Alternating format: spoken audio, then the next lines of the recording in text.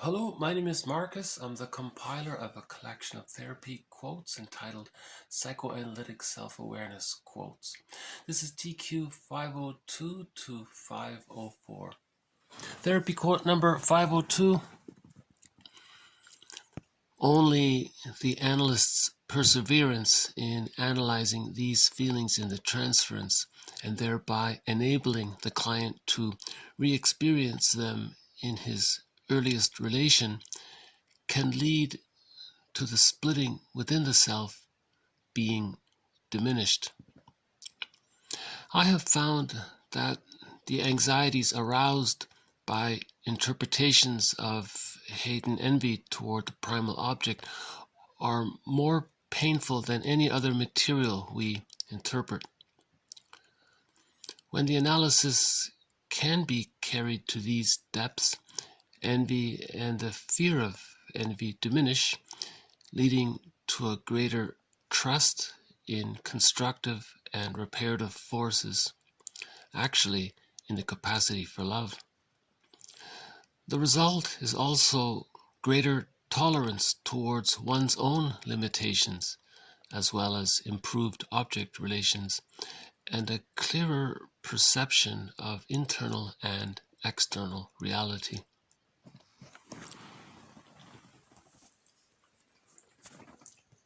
Okay, so Klein really does seem to emphasize the need to face this unconscious ambivalence. That's her theory, that when there's a developmental trauma, okay, so for example, an insecure attachment style would be a developmental trauma. So in a developmental trauma, Klein's theory is that the baby doesn't heal the split images that he temporarily creates of his mother to survive his babyhood time. Her theory is that in the beginning, the baby creates two images of his mother, the loving mother and the frustrating mother, but he denies the latter because he needs the former to bond to the mother. The latter, she says, sort of like denies, we say split off. So there's the splitting defense mechanism. All defense mechanisms deal with anxiety. So the little small baby feels great anxiety when the giant is in the nursery. So from the baby's point of view, mother's like a giant, really. So there's great anxiety or potential for anxiety. Temporarily, what the baby can do is split the image of the mother to being the loving mother and the frustrating mother. But by the age of 3, these splits come together to form whole object relations. This occurs in a secure attachment style, when the loving memories outweigh the frustrating memories. If the frustrating memories outweigh the loving memories, the splits don't get to come together. There's that deep, unconscious, hidden ambivalence where unconsciously the love, or the hate outweighs the love, and there's a developmental trauma there. To not have a developmental trauma, the love needs to outweigh the hate, so-called normal development.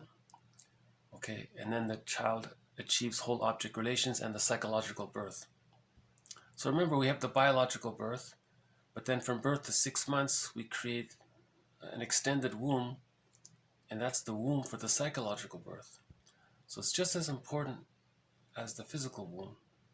Just as important as the physical womb was for the biological birth, the extended womb from birth to 6 months, called the stage of symbiosis or the stage of undifferentiation, okay, that's just as important for the psychological birth. And if during that extended womb from birth to 6 months, the frustrating memories outweigh the loving memories, the mother was misattuned, the mother, for whatever reason, if the frustrating memories outweighed the loving memories, there's a developmental trauma.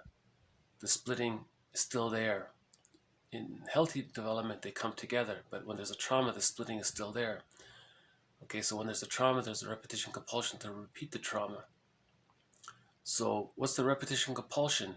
He's going to continue to deny the ambivalence. He's going to continue to ignore or not admit that there's this unconscious ambivalence. that there's this unconscious hate and envy towards the mother. All right. So Klein, she's like Alice Miller. You got to go deep. You got to dig deeper, right? And she's saying these are the hardest interpretations to approach that ambivalence, because nobody wants to admit that they're carrying this unconscious hatred that they acquired in babyhood time towards the mother, because there's a huge inner conflict there. Our attachment needs require us to bond to a loving mother. What if she wasn't loving enough, right? So there's that huge splitting mechanism taking place. There's a huge unreality going on. But the child had to create this unreality to survive, right? So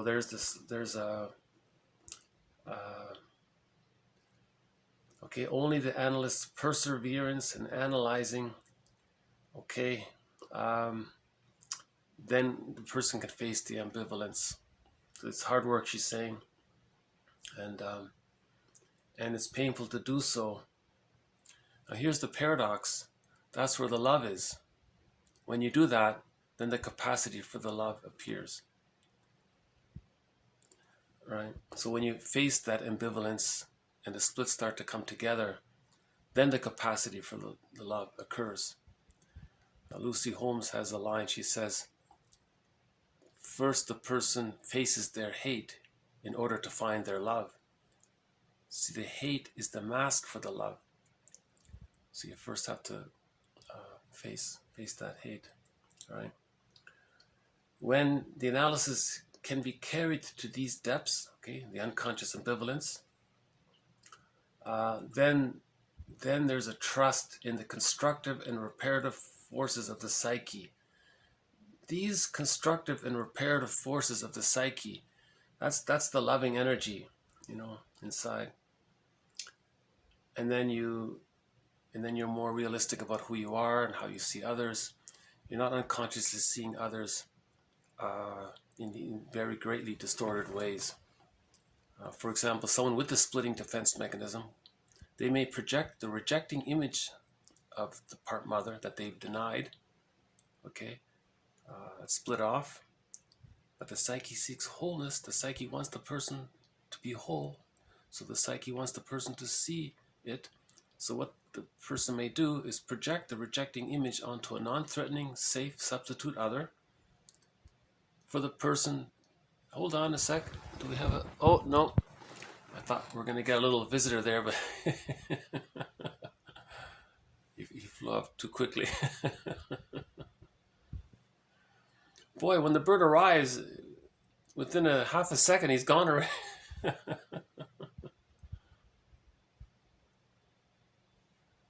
They seem to have a very...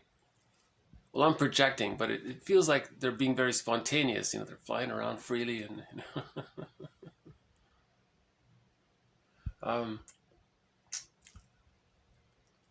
Yeah. So, okay.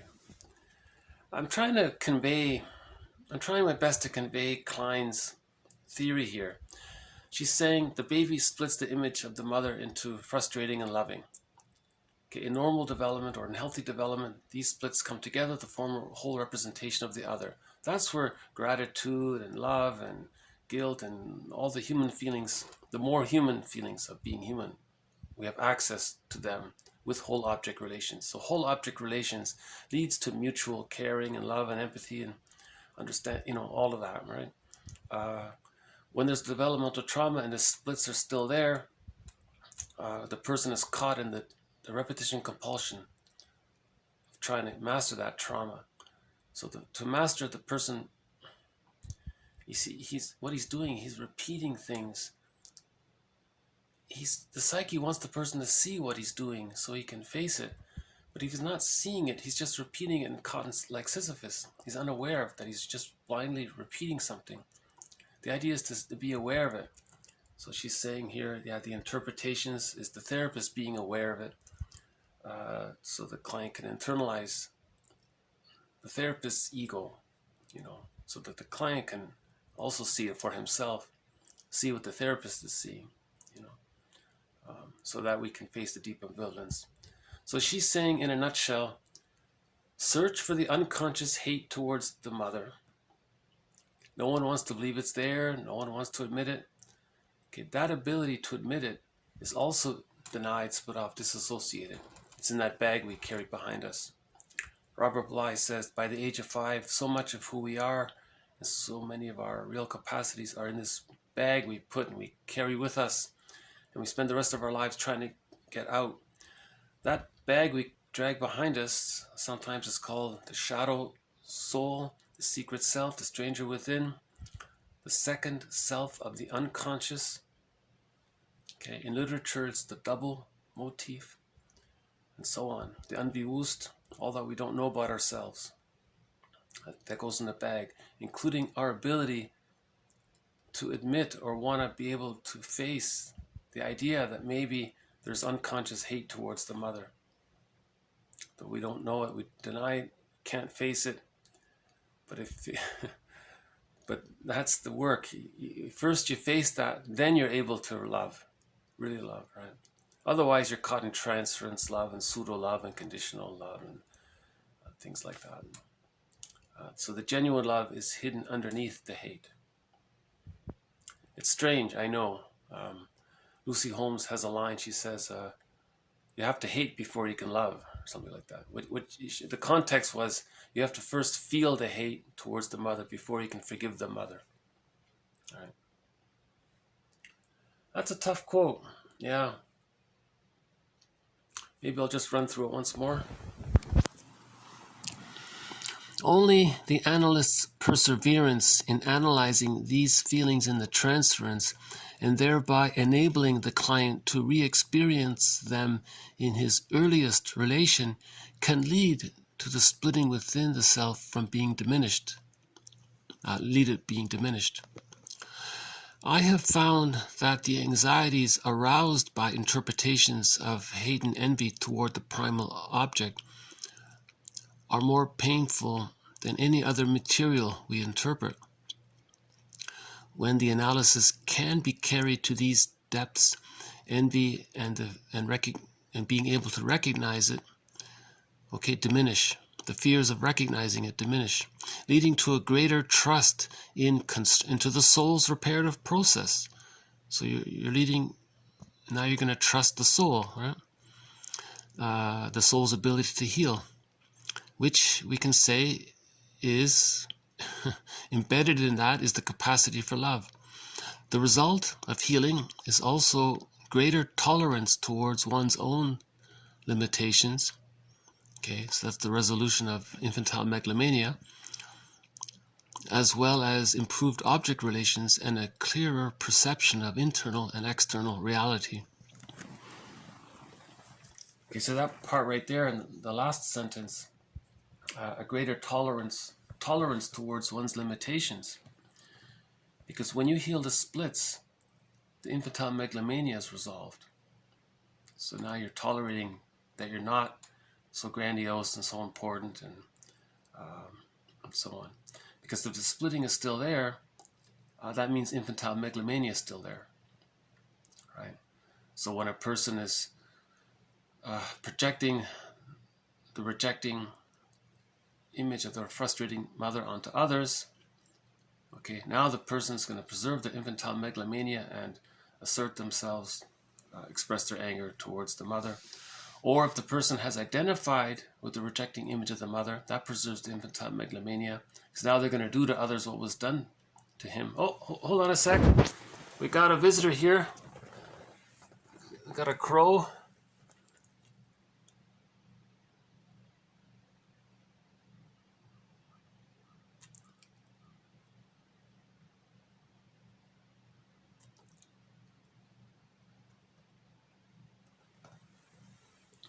So he's scanning around to make sure it's safe to check out the snacks. He gets one, and I think he's going to fly off. No, he doesn't want it. He puts it back. No, he's tasting it. Does he like it? Okay. Now he's going to... He decides that it's okay, and there he goes. Okay. Okay. So that's a new snack for him. So I noticed he took a piece and he wasn't sure if he liked it or not. So he put it back to give himself some time to taste it to see if he liked it. He decided it was okay, so then he went back to get the piece. So he's like a sampler. Right? He took a sample first. Kind of like, you know, sampling at the supermarket when you sample something, right?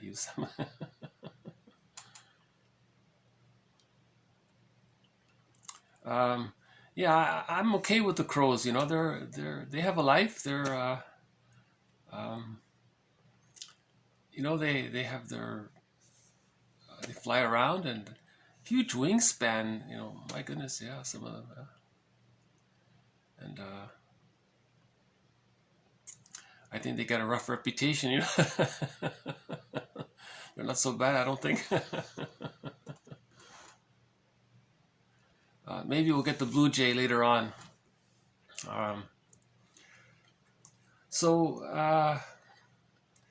Right, with the splitting defense mechanism, infantile megalomania is still there. Okay, as part of the developmental trauma. The narcissistic pattern is infantile megalomania unresolved as well.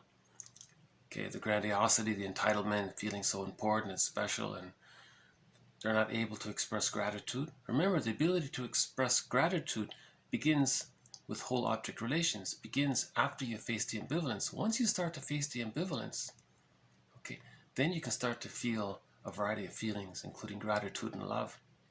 All right? Klein's most famous article is called Envy and Gratitude. It was actually a small booklet. It's a very lengthy article. That's her most famous article. I recommend that article by Melanie Klein. Okay, so again, the goal is to face this unconscious ambivalence because the splitting mechanism hasn't been resolved, it's denied. That's the hard work, to face the splitting. That's what one therapist said. That's all he does is try to heal that split. That's the core of it, he says. Then when we face the ambivalence, then we work through that ambivalence to reach a sort of a whole object relations, they call it. Okay, let's move on to 503.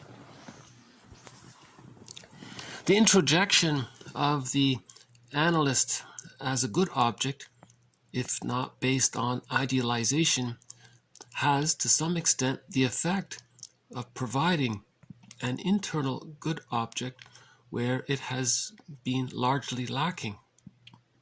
Also, the analysis has strengthened the ego, splitting is diminished, and the client can work through the depressive position.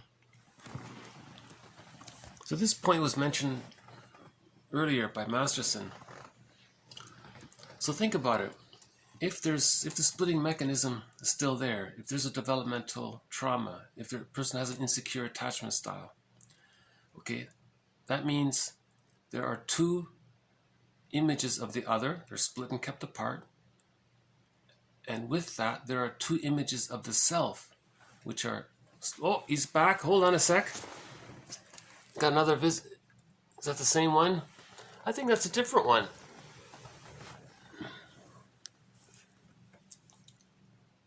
Or is that the same one?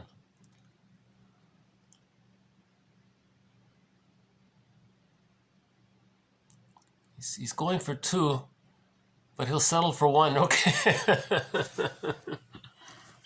For a second there, he had two pieces, but he dropped it, and he just said, "I'll just take the one." He wasn't greedy. He just took the one. He was realistic. You know, he thought, "Well, I'll take the one and settle. Don't take a chance. If he keeps going for the second, maybe I don't know." They're smart birds. Huh? They're smart. Huh? I don't know what it is. Ever since I started this series, I've simultaneously had developed an interest in birds.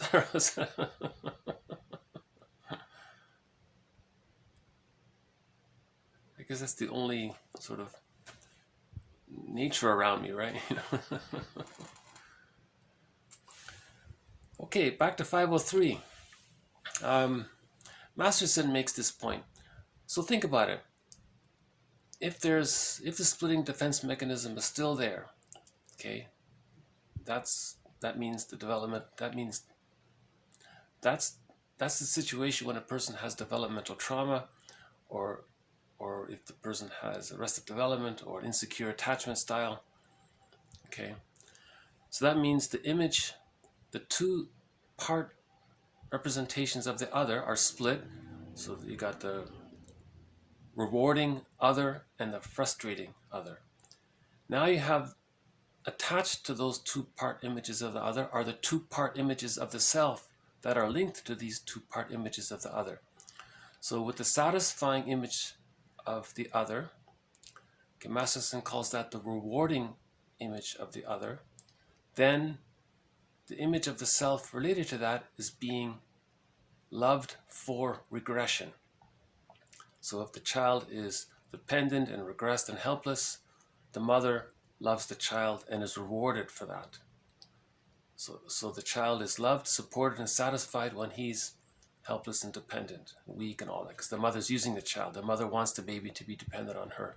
So when the child is dependent, not himself, needs the mother, clings to the mother, is allowing himself to be used as a self-object for the mother, and so on. Okay, the mother's using this baby as a security blanket for her. Okay, when the baby plays that role, the image of the self is that he is loved when he is regressed and dependent. Okay, so that's one image of the self. The other image of the self, if he tries to be himself, he's punished. So now you have two images of the self. One image of the self is loved for regression and punished for autonomy, to be himself. That's what he learned. That's what the mother created, right? Because she's using the child to meet his needs, and in order for the child to survive this double bind, he splits. Oh, I think he's back. Hold on. Well, I think he likes the new snack. Let's see if we can get a closer look.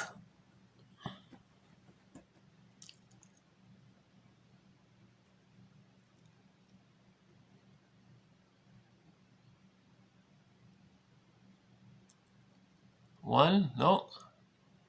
Oh.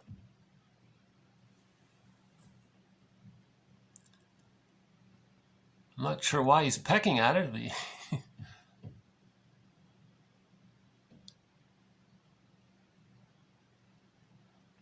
know what I think he's doing? He wants to eat as much as he can while he feels safe, while he feels that it's safe to do so. And at the very end, he'll take a piece and fly off.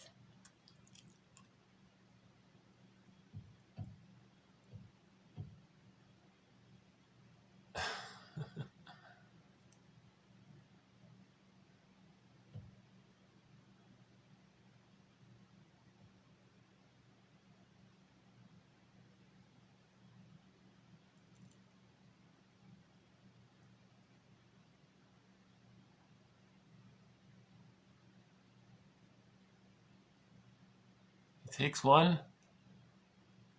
Will he go for two? He got two. There, he did it. Okay. So he got two pieces there. You know, it's interesting. They'll leave some for the blue jays at the end. I noticed that pattern. First the crows come. They don't take it all, and then later the blue jays come. It's interesting. Okay. So the person lives from these two opinions of himself. If he's dependent, he's loved. If he's himself, he's punished. He's afraid to be himself. So there's the fear of success. Okay? He's afraid to be happy. He's afraid to be himself because he'll be punished. That's the representation of himself that he's... Okay? That's a developmental trauma. There's the unlived life. So how does he get out of this? He needs a new image of himself. Now, if he has an experience with a therapist who supports his individual, he's not like his parents, He's not going to reward him for being regressed, and he's not going to punish him if he tries to be himself. Now the client internalizes a new representation of other, and with that, there's a link to a new self-representation of himself, who is supported for his autonomous strivings, and he's not going to be pulled into that regressive state. That's why therapists are not going to step into that rewarding category. So by the way, that earlier one was called the rewarding object relations unit, where the mother rewards the child's regression. Okay, the other one was the withdrawing object relations unit, where the mother withdraws her love if the child becomes autonomous. Okay, so again, if the child is dependent, he's rewarded. If the child wants to be himself, he's punished. Okay, now with the therapist, we are creating a new object relations unit, a representation of the other that supports the child's autonomy, his efforts. This person is not going to he's not going to reward the person for regression. He'll interpret it, but he won't be it. Okay. Now the image of the self, he has a sense of self that if he tries to be himself, he is supported for his autonomy. Now he has permission, so to speak, to grow, permission to be himself. That's what the therapist is offering him, permission to be himself. The client has an experience of that. So now there's a new object relations unit, right? Before there were just two, and neither were helpful. Okay, rewarded for being dependent or punished for being himself. Now he's got a third option. Okay, the third way he can be himself, and he's got support for that. Okay, again, 503.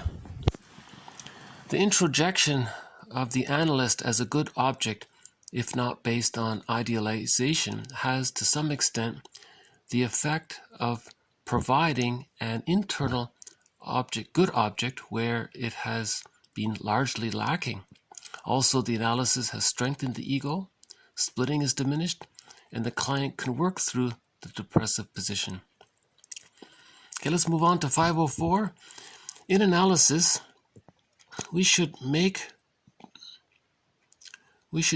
our way slowly towards the painful insight into the divisions in the client's self.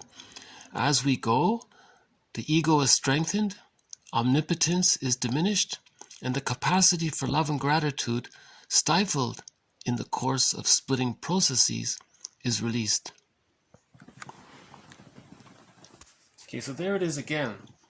When we heal the splits, okay, that means the narcissism is going to be resolved. We're going to resolve the leftover lingering infantile megalomania. That's going to get resolved. Okay. With the splitting, that stifles love and gratitude. Remember, in the splitting, I mentioned yesterday, okay, going deep again, in the baby's psyche, the psychic representation of the good, loving mother is an inexhaustible flow of goodness. Remember, the baby is just relating to the breast in the beginning. From the baby's point of view, the mother is just the breast. Klein theorizes the baby doesn't see the whole person in the very beginning. The baby just sees the breast, right? That's the inexhaustible flow of goodness, not just for food and nourishment, but for the warmth and comfort and the soothing functions, the mother's administrations, comforting the baby. So there's this constant flow of goodness from the baby's point of view, and he needs that. That's his understanding. He needs that to grow and be himself. Okay. Now, okay. So when there's the splitting mechanism, in order to heal the splits, he has to face his unconscious hate and envy. Okay. When he's doing that, what's coming up is the baby's feeling of how he wished as a baby he could have mother's love. Now, as an adult, if he sees something good, it triggers that babyhood time from the psychic representation point of view. And how that's expressed in the adult world is through hate and envy, right? Because, or grenvy, the person is going to be greedy because the baby needed. When his greed, when his infantile megalomania, his narcissism is interrupted, he's going to be envious. So envy is, so it's expressed as hatred of the good. He's angry at the good. Just like the baby in the splitting defense mechanism was angry when the mother didn't feed him correctly, or was misattuned, or used a schedule, or and all that, right?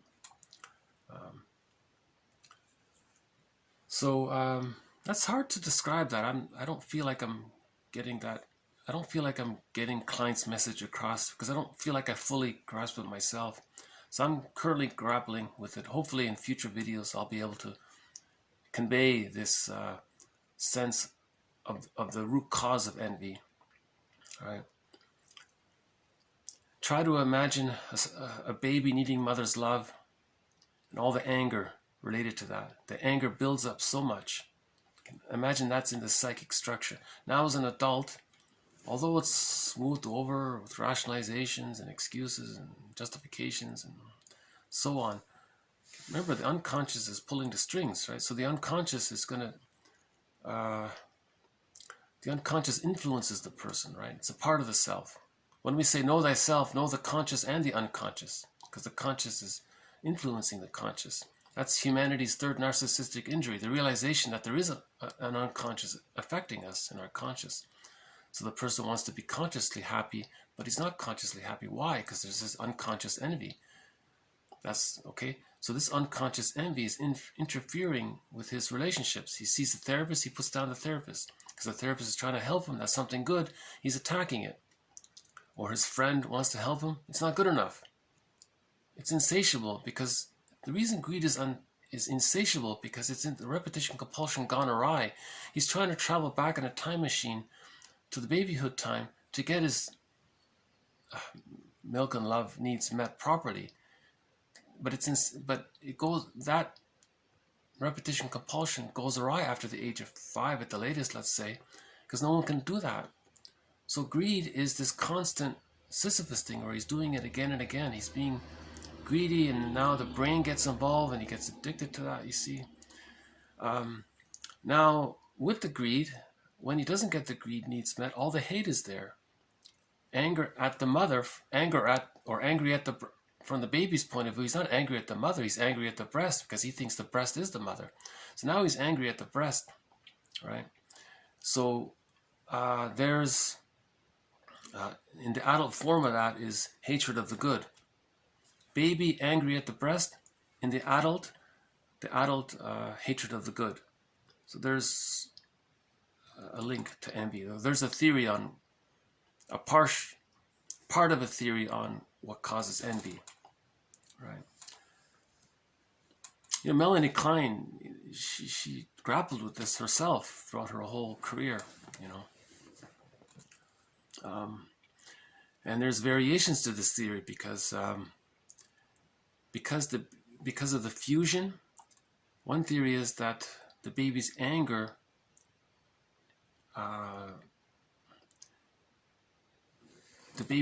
towards the breast causes the image of the breast to become a frightening creature.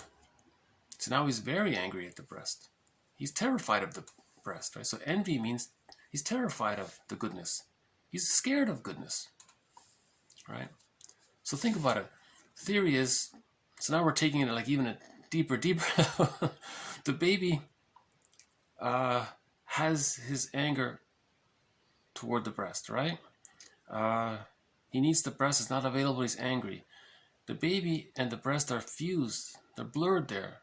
They haven't differentiated. He's one with the breast. He is the breast kind of thing, right? The breast is him, they haven't differentiated. We're still in the stage of symbiosis. So now, he doesn't know where he ends and his breast mother begins. It's blurred there. So his anger is now infused in the image of the breast. But now he thinks he's the breast. So now he's seeing the breast through the lens of his anger. Now when he sees what he needs, it's a dangerous creature. So the baby's terrified of the breast now. So as an adult, the person hates, that's envy. He has hatred of the good.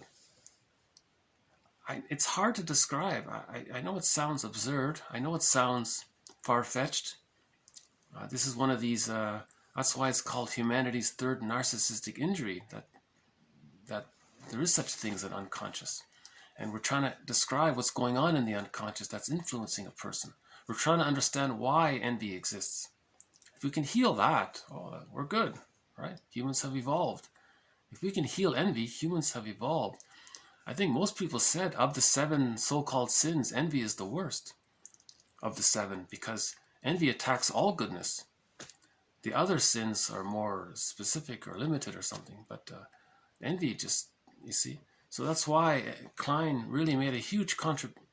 Let's give some credit to Klein because she made a huge contribution to understanding envy.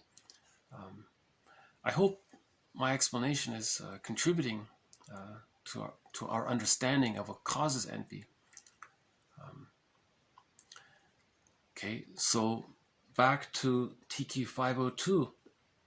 Interpretations of this deep ambivalence is the hardest thing to face. Klein says, I have found that the anxieties aroused by interpretations of this, okay, unconscious hate and envy towards the primal object, the breast she means, are more painful than any other material we interpret. Because when you're interpreting the person's unconscious hate, you're triggering the memories of the baby's experience. But when you're doing this in the present with the therapist, grief is healed when it's witnessed by a caring other. Now you're safe with the therapist. Now you can metabolize and digest some of those feelings so that they can come up and to be integrated. And that's the working through process, the mourning process. A lot of feelings come up from, it's not abreaction, you're healing. The psyche seeks wholeness. The therapy process is to seek wholeness. And so by facing the ambivalence, that's the quest for wholeness. And the psyche wants the person to be whole. So we're cooperating with the psyche to be wholeness. But we have to understand that the psyche is doing this in the best way it knows how. One way, it's through its projections. So we look at the projections and then make inferences and interpretations about those projections so that we can face the unconscious hate and envy. That brings up the splits. Then we move from the splitting defense mechanism to the coexistence of conscious ambivalence. That's called the depressive position, she's calling it. So now guilt is there. You don't see two people. You don't see a person as two people unconsciously. You see one person as one person, and then you'd feel guilty if you were angry at them. So there's that awkwardness. Then she says there at the end in TQ 503, you work through the depressive position. So you heal the paranoid schizoid position. That's the splitting. Next comes the depressive position where they're both up. And then you work through that to achieve whole object relations. That can be a lifelong process, they said. You know, this week has definitely been Melanie Klein week. These past 3-4 days have been mostly about Melanie Klein's theory. Yeah. We'll have more to follow. It's a tough topic. This is definitely one of the toughest topics. Splitting. Healing the splitting, okay, projective identification, birth trauma, prenatal trauma, and there's a couple of other tough ones in there.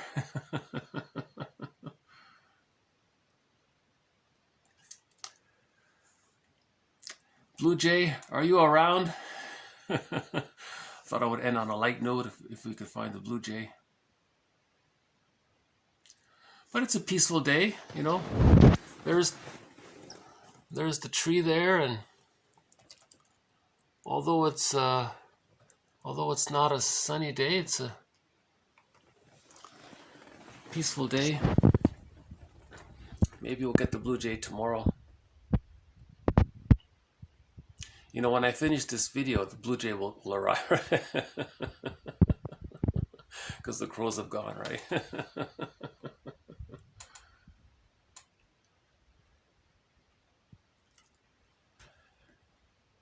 Yeah, I'll leave it here.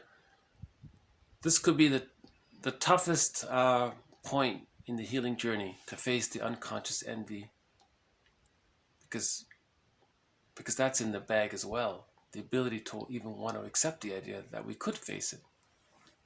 So we have to even like get to that place where we can face it, or at least consider that it's something that we can do. So to understand that there is an existence of unconscious ambivalence, you know.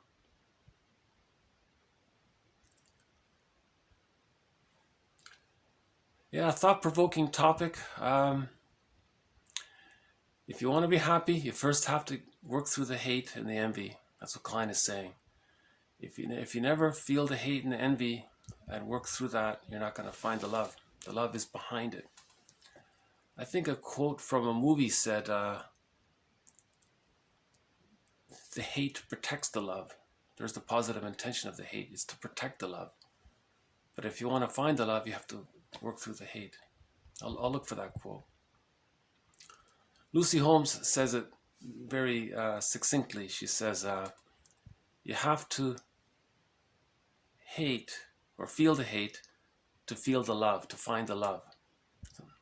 So first the hate, then the love, kind of thing, something like that, right? Because you have to get the ambivalence. The love comes from the ambivalence. When there's the ambivalence, there's the capacity for love.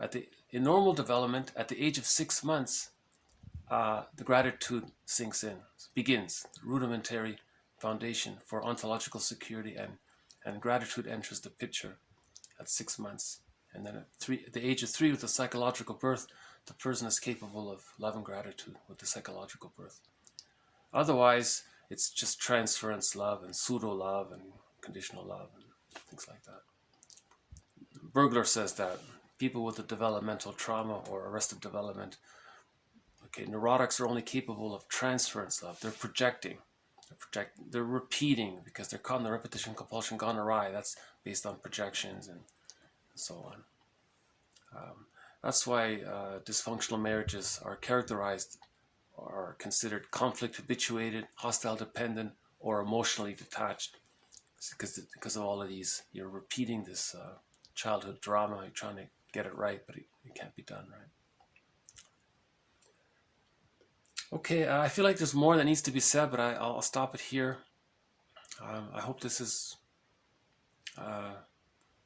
contributed to our appreciation of a very difficult but very necessary topic. As the comedian says, the truth will upset you free. Okay, the truth is the love, but it will upset you free, right? So facing the hate, that'll upset us free. Okay, the emotional freedom comes when we can love and feel gratitude. There's our emotional freedom. But the truth is facing this unconscious ambivalence. Okay, so this has been some more on Melanie Klein's theory. Like Robert Bly says, 30% of what you're going to hear is wrong. It's up to you to figure out which 30%.